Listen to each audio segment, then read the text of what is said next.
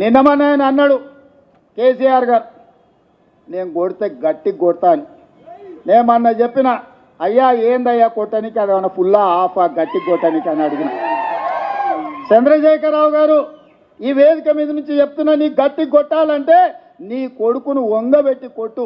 ఎందుకంటే ఆయన తిరుగుళ్ళు చూడు, అటు చేసే వ్యవహారాలు చూడు. నీ బిడ్డను రెండు చప్పరి, ఎందుకంటే లిక్కర్ దందాలో ఉండి ఈడ నిన్ను ఓడించిందే కదా, ఆడ కేజ్రీవాల్ కూడా మింగేసింది. నీ అల్లుడు భూదందాలు చప్పరి, నీ అల్లుని పట్టుకొని నాలుగు గట్టిగా కొట్టు, వాళ్ళను కొడుకుని కొట్టు, అల్లుని కొట్టు, బిడ్డను కొట్టు, సడ్డకుని కొడుకుని కొట్టు, గట్టి కాదు కట్టె తీసుకొని కొట్టు. వీళ్ళు చేసిన దుర్మార్గాలు తెలంగాణ సమాజం చూసింది కాబట్టే నిన్ను గట్టిగా వంగబెట్టి కొట్టింది తెలంగాణ సమాజం అని చెప్పిన చంద్రశేఖరరావుకు ఆయనకు చెప్తున్నా. ఇక ఆయన ఊరిస్తున్నాడు, ఇక నేను వస్తున్నా బయటకి అని. అయ్యా నువ్వు బయటకు వచ్చినప్పుడు, నువ్వు కుర్చీలో ఉన్నప్పుడే మా యూత్ కాంగ్రెస్ కార్యకర్తలు నేను బండకేసి కొట్టిరు. మళ్ళీ వచ్చేదేముంది? నువ్వు ముఖ్యమంత్రిగా ఉన్నప్పుడు, నీ పార్టీగా అధ్యక్షుడిగా ఉన్నప్పుడే మా యువజన కాంగ్రెస్ పిల్లలు నిన్ను బండకేసి కొట్టి ఓడగొట్టి ఇంట్లో ఊసబెట్టిరు.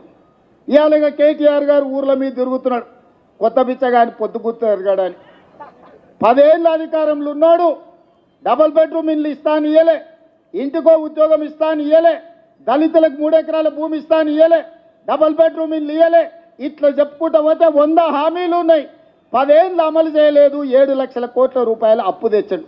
10 నెలలు కూడా కాలేదు, అప్పుడే బిచ్చగాని తిరగ గంగిరెద్దులో తిరగ సంక్రాంతి పూట గంగిరెద్దుల్లో వచ్చినట్టు ఊరూరు తిరుగుతున్నాడు. ఈ ప్రభుత్వం ఏం చేయలేదని.